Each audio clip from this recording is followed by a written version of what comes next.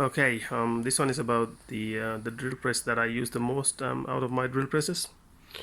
This one is a WALDOWN 8SN Series 2 drill press, which I believe built in somewhere around 1970s and 1980s. These are really well built, solid heavy duty machines. Most of the pieces, most of the parts, they all cast iron. Not many plastic bits and pieces to rattle around, vibrate around, so they're really solid, smooth running drill presses.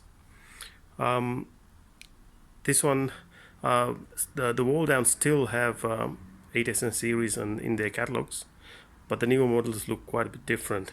Mainly the pulley mechanism on the top.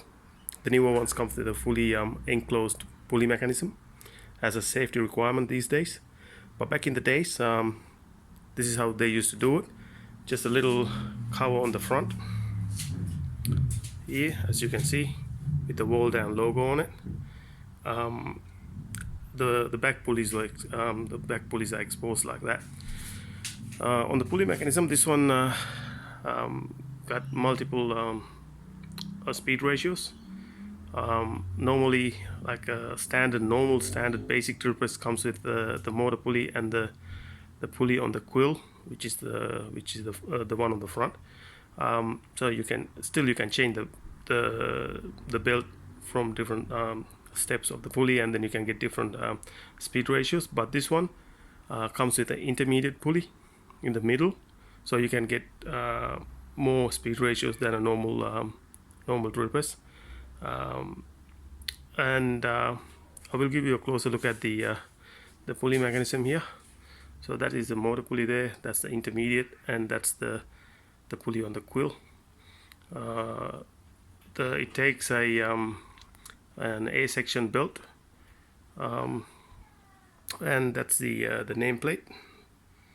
It says Type 8SN Series 2, capacity 1/2 inch in steel.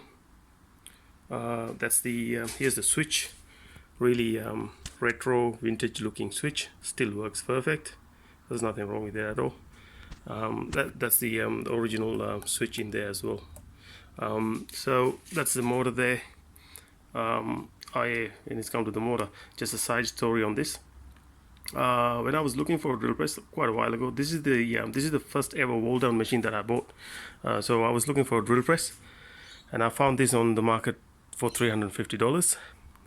So I arranged a time to inspect the machine.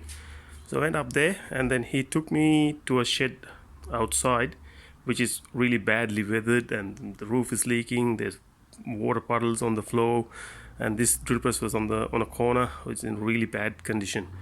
And he told me it belonged to his granddad. When he last tested it, like 15 years ago, it was working, but he hasn't switched on since then.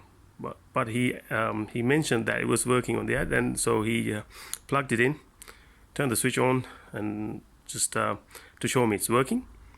It was working for about 2 seconds, 2-3 seconds, and then sparks and smoke from the motor, and the motor burnt out. And he was quite disappointed about what happened, because he advertised it as a working drill press, and then he was kind of a man of his word, and he's not ready to sell a working a drill press with a burnt motor when he advertised it as working. So he said, no, I'm not gonna. I'm really sorry about what happened. Really sorry to disappoint you. I can't sell it like this. And he was about to. I think he was about to dump it. And I told him, okay, it doesn't matter. You come up with the price. What do you think it's worth? And then if the price is okay, I will buy it. To be honest, at the time, because this is my first WALDOWN machine, I never had an idea about the price wise how much it should be.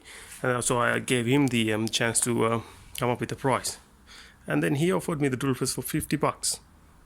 And I thought, okay, I will buy it. I can sort out the motor later on. So I bought the drill press home. There was this motor lying around in my shed, exactly the same horsepower. These are half-horse motors. So I coupled it up with the drill press. Since then, it runs like a dream. It's really quiet, really smooth. runs perfectly. So since then, this is the drill press that I'm using for my everyday work. I mean, if I have to use a drill press, this is the one that I go to. So I'll give you another closer look at the machine. This is the front. So that's this is the tool to withdraw the chuck. These ones got MT2 taper on the quill, so MT2 chucks will fit that taper. So you insert this tool in here and give it a little tap, and the chuck will come off. And you can put MT2 drill bits in here as well. Instead of the chuck, you can put a drill bit on straight on to the taper. But at the moment, I'm using it with the chuck, and that's the WALDOWN vice setup that I got for this drill press with the WALDOWN hold down clamps here. I did another video before about these vices. They're really good. So it's matching brand, WALDOWN. So and on this side it got WALDOWN stamped here on these parts as well. That's the lever to release the tension of the intermediate pulley, so you can change the belt to get different speed ratios. That's the handle to release the table, so you can move the table up or down. That's the handle for this sliding bit here, so you can bring that up. You can bring that up to the table and lock it up there. If you lock it up there, then you can release the table with this handle, and you can move the table around so it won't go down. The table won't go down. The table is holding up by this little collar here. That's the base, really solid cast iron heavy duty base. That's one of the reasons these drill presses are really stable, because it's got like really heavy, really steady base. So that's about it for the WALDOWN drill press that I'm using for my work.